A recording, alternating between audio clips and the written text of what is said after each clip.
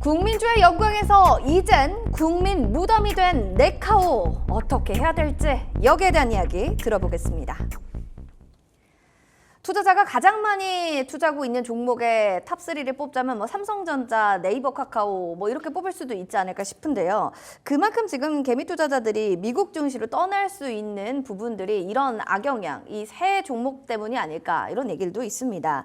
삼성전자는 앞으로에 대한 기대 실적에 많은 부분들이 있지만 이 네이버, 카카오에 대해서는 2분기 실적 부진을 면치 못할 거다라는 부정적인 시각이 우세한데요. 왜 그런지 좀 여쭤보도록 하겠습니다. 하창범 부장님. 네. 삼성전자는 원래도 좀 긍정적으로 얘기해 주셨고 삼성전자에 대한 기대 실적이 좋을 거다라는 얘기들은 많은데 왜 네. 네이버 카카오는 안 그런가요? 당연히 다르죠. 당연히 오버클래스 다를 수밖에 없다. 그럼 그 네. 이유와 원인 그리고 앞으로 네. 실적이 나온다면 어느 부분에서 리스크가 클 건지 얘기를 좀 부탁드립니다. 그러니까 이제 삼성전자 같은 경우는 사실상 그건 얘기 안 드려도 알겠죠. 알고 그래서 이제 네카오 얘기만 하자면 네이버랑 카카오는 일단은 정부 규제가 시작이 되면서 좀 하락이 나왔고 그 규제가 일단 풀리지 않았다라는 점, 그리고 우리가 과거에 이제 우리가 플랫폼을 사용하는 것도 과거엔 전부 다 네이버로 검색을 했는데 그럼요. 요즘에 이제 젊은 친구들은 인스타라든지 이런 걸로 또 검색을 하잖아요. 아니면 유튜브에 검색을 한다거나. 그래서 트래픽 같은 경우도 좀 많이 뺏기는 부분도 있었고, 그다음에 이제 기본적으로 플랫폼 업체들은 이제 광고를 해야 돈을 버는데 광고에 대한 부분들도 상당히 좀 많이 위축이 되어 있는 상황이죠. 이건 경기가 안 좋고 소비가 안 좋으니까 광고에 대한 이런 매력도도 좀 떨어지는 거죠. 그다음에 네이버와 카카오도 이제 각각의 안 좋은 뉴스들이 좀 있었죠. 그러니까 사실 실적으로 보면은 네이버는 좀 억울한 면이 없지 않아 있기는 한데 카카오는 실적에서도 말할 게 없고요. 그다음에 우리 또 분할 관련된 이슈들, 문어발 상장은 카카오는 엄청나게 진행을 하고 있었으니까 그런 부분에서 당연히 밸류적인 부분에서도 문제가 될 수밖에 없습니다. 게다가 그냥 통칭해서 딱 말씀을 드리면 이제 네이버, 카카오 모두 다 이제 임원들의 매도들도 있었고요. 그러니까 그런 여러 가지 요소들이 지금 복합적으로 되어 있고, 무엇보다 실적이 기존에 있는 사업군들 중에서 뭔가 급격하게 턴어라운드 할 만한 게 없다라는 거죠. 그러니까 사실상 사업 구조상 뭔가 이렇게 구조적인 성장이 나오려면은 뭔가 큰 변화가 있어야 돼요. 대표적으로 삼성전자도 그렇고 다른 2차 전지도 그렇고 어떠한 하나의 특정한 산업군들에서 성장이 나왔을 때 거기서 명확하게 룸이 열리고 그다음에 추가적인 산업의 확장에 따라서 이게 같이 가는 게 있는데 네이버와 카카오는 그런 부분이 전혀 없죠. 그러니까 상단이 정해져 있는 유리천장 사업군들을 하고 있고 그만큼의 뭔가가 나오려면은 코로나만큼의 뭔가 어떠한 역병이 나와가지고 우리가 강제적으로 이제 대면으로 활동을 하는 것이 아닌 이제 사회적으로 어떠한 변화가 나오지 않으면 그게 쉽지 않다라는 겁니다. 근데 그런 상황이 지금 당장 나오지 않고 있는 상황이기 때문에 실적적인 부분에서도 부담감이 있는 상황이죠. 그리고 이제 워낙 많이 주가가 눌리다 보니까 아무리 좋은 호재가 있어도 특정 라인 올라가면은 매도 물량들이 굉장히 많이 또 나온다라는 겁니다. 주가의 위치가 낮으니까 어느 정도 이제 저가권에서 사고 계시던 분들이 좀 호재 나와서 좀 올라가려고 하면 다 팔아버리고 그런 식으로 하니까 지금 앞에서 브리핑 해주신 것처럼 무덤이라는 그런 표현이 많은 것처럼 그런 정도로 지금 이제 거래 대금들도 많이 쌓여 있는 상황이기 때문에 이게 진짜 뭔가 확 바뀌려면은 정말 우리의 그런 과거에 국민주로 불렸었던 그런 네이버와 카카오, 당연히 이거는 우리가 평생 쓸 거야. 이건 우리나라 국민이 다 써. 이런 어떠한 뭔가 그런 공통적인 트리거가 나와야 되는데 지금은 그러지 않은 상황이기 때문에 실적부터도 사실은 좀 부담감이 많이 생기는 상황이다라고 보시면 될 것 같습니다. 광고 매력도 떨어지고 카카오는 이미 실적에 대한 이야기들, 문어발 상장에 대한 이슈 너무 많고 가장 중요한 건 두 개 다 주가적인 측면에 있어서 이런 부분들이 많이 눌려 있기 때문에 이게 좀 올라가려면은 정말 좋은 이야기가 있지 않은 이상 이 눌려 있는 주가가 다시 회복되기 지금 당장은 좀 어려울 것 같다라는 의견이신 것 같습니다.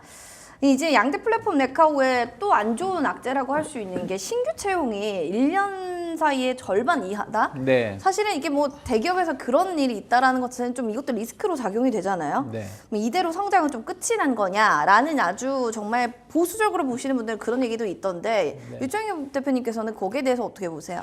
신규 채용이야 회사 운영하면서 줄일 수도 있는 거고 늘릴 수도 있는 거니까. 거니까요. 근데 일단은 이제 작년 같은 경우 보면 네이버가 한 500명 정도 직원이 줄었고요. 카카오가 한 21명? 그러니까 네이버는 한 11% 정도 직원이 줄었다고 합니다. 한번 감원을 한 것이죠. 그리고 신규 채용도 말씀하신 것처럼 상당히 좀 적게 찍고 있는 것인데 뽑고 있는 것인데 아무래도 이제 직원을 줄인다는 얘기는 첫 번째는 비용 절감을 하는 부분들이 좀 있다 생각을 좀 하고 있고 인건비를 줄여야 되니까. 그렇죠. 이제 가장 비용 절감하는데 제일 손쉬운 쉽고. 게 이제 인건비 부분이고요. 또 하나는 뭔가 명확하게 지금 새로운 어떤 성장 모델을 지금 찾지 못하고 있다는 거죠. 만약에 뭔가 찾았다. 그게 뭐 성공할지 실패할지 모르겠지만 그걸 찾았다 그러면은 그것을 하기 위해서 인력을 충원을 해가지고 뭔가 드라이브를 걸 텐데 지금 그러지 못하고 있기 때문에 뭐 인력이 이탈하거나 줄어드는 게 아닌가 생각 좀 하고 있어요. 뭐 예를 들어서 AI로 지금 수익이 엄청나게 나지 않음에도 불구하고 마이크로소프트 뭐 아마존 모두 다 뭐 수조 원대 투자를 하는 거 아니겠습니까? 근데 이 시장을 선점하기 위해서 이게 돈이 된다는 게 본인들은 느끼니까. 근데 지금 네이버, 카카오는 아직 그런 비즈니스를 뭔가 찾지 못하고 있다. 뭐 하는 부분들이 있다 생각 좀 하고 있어요. 사실 이제 최근에 주가가 하락하는 것은 실적은 죄송합니다. 나쁘지 않죠.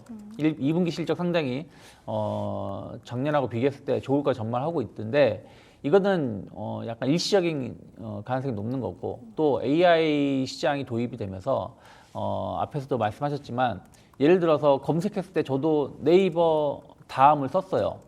근데 이제 챗 GPT가 도입이 되면 네이버 다음을 쓸 이유가 없다라는 것이죠. 바로 이제 한글 서비스가 되기 때문에. 그러니까 예전에는 그전에도 구글 있었거든요. 글로벌 시장에 구글이 탑인데 유독 우리나라에서만 네이버, 카카오가 더 많은 점유율을 차지하고 있었죠. 근데 이것마저도 이제는 빼앗길 수 있다는 우려감들이 이제 우려감이 아니라 현실이 될 가능성이 높다 보니까 좀 주가가 그런 거에 대한 어떤 실망감 또 회사도 여기에 아직 어떤 대처를 못하고 있다는 부분들이 고용 이런 걸로 어느 정도 이제 예측할 수 있지 않을까 생각하고 있습니다.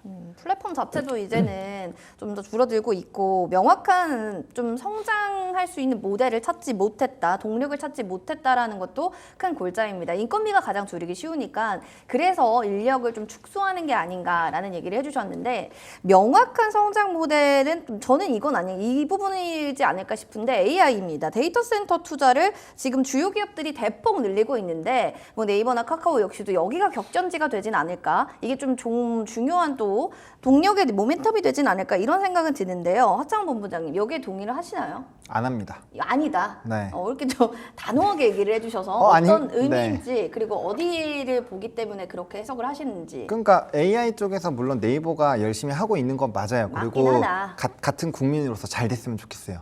정말이죠. 아, 그럼요. 네. 당연하죠. 그게 잘 돼야지 우리나라에 뭔가 더 수출길도 열리고 하니까.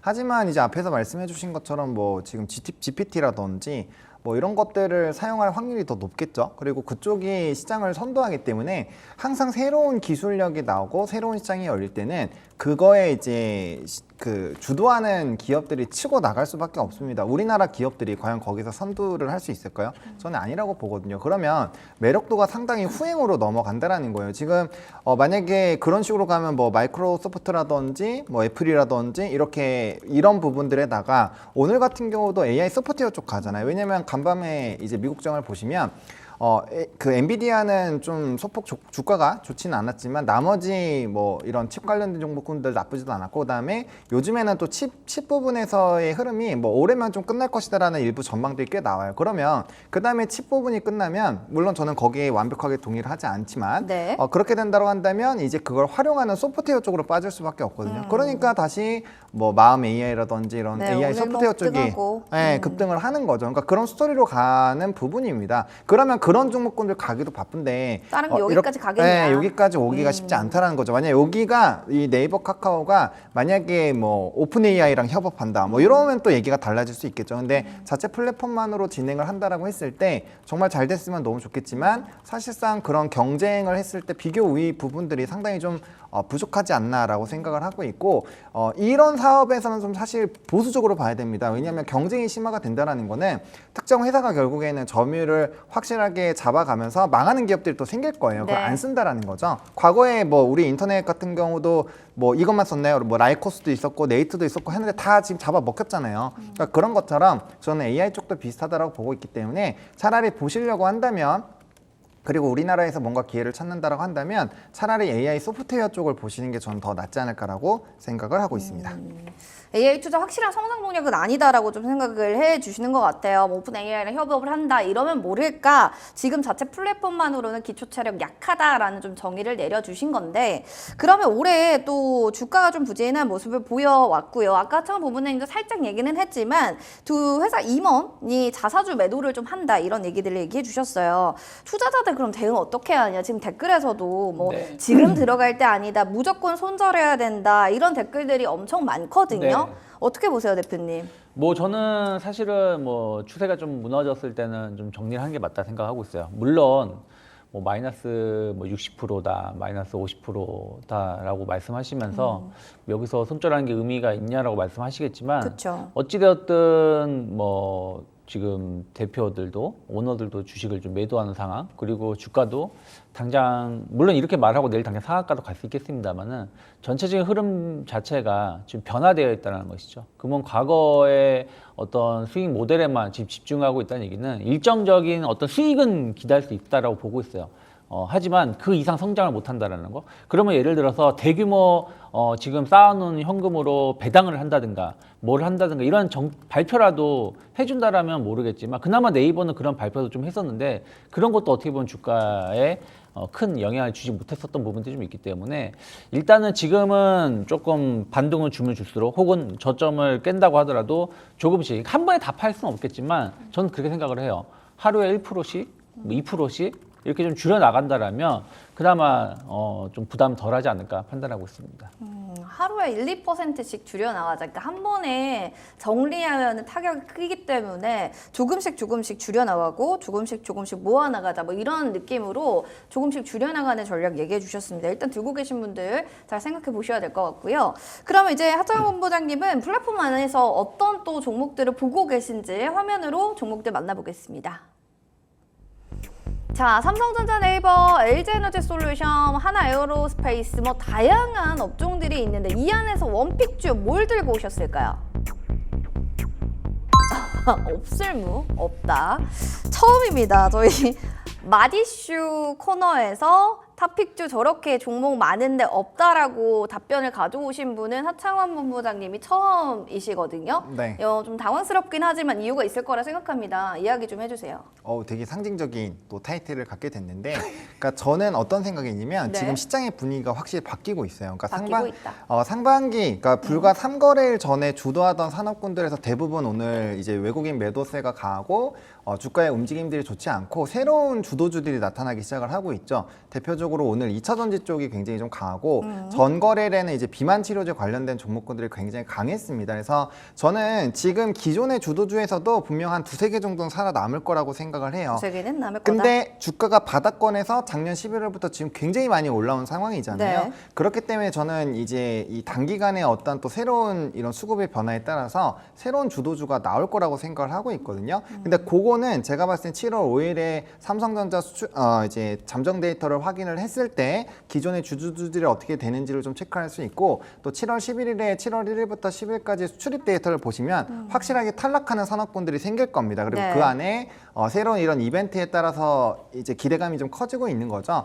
사실 2차전지 쪽이 조금 유력해 보이기는 하는데 조금 조심스럽긴 하죠. 왜냐하면 단기적인 데이터 한 번이 잘 나온 것으로 이게 뒤집었다라고 보기는 어렵지만 테슬라의 흐름으로 좀 살펴보시면 ESS 부분이 풀캐파로 거의 돌아갔거든요. 그러다 보니까 오늘 서진시스템도 좀 슈팅이 나오는 이런 흐름들인데 만약에 출하량이 늘어나는 넘버 부분들이 더 추가적으로 확대가 되고 어닝콜에서 어닝이 확대가 되는 그런 시기들이 7월 23일에 있기 때문에 그러한 과정으로 넘어가는 거에서 넘버가 체킹이 된다라고 한다면 이렇게 좀 많이 눌려 있었던 산업군들에서 어마어마한 상승력이 나올 수가 있어. 특히나 2차전지 같은 경우는 기타 이제 우리나라 시장을 한번 휩쓸었었던 그런 전례가 있는 산업이기 때문에 그런 것처럼 지금 미인 테스트를 좀 하고 있다라고 보시면 될 것 네. 같습니다. 그래서 뭐 무조건 2차전지라고 말씀을 드리는 건 아니고요. 그래서 그런 것들이 아마 7월 안에는 확실하게 가시화가 될 것이기 때문에 때문에 지금 너무 성급하게 설정을 하지 마시고 7월 5일과 7월 11일에 적어도 이제 기존의 주도주에서 어떤 게 이탈이 되는지 체크를 해보시고요. 그다음에 나머지 산업군들 도는 거에서 글로벌적으로 턴어라운드가 나오고 있는 산업군들이 몇 개 있습니다. 뭐 대표적으로 해운도 그 안에 포함이 돼요. 그래서 그런 것들에서의 좀 주도주 변화가 나왔을 때 그때 대장주로 선택을 하시는 게 훨씬 더 낫지 않을까라는 생각이 들어서 너무 성급하게 이제 픽을 고르지 않았다라고 정리를 드리겠습니다.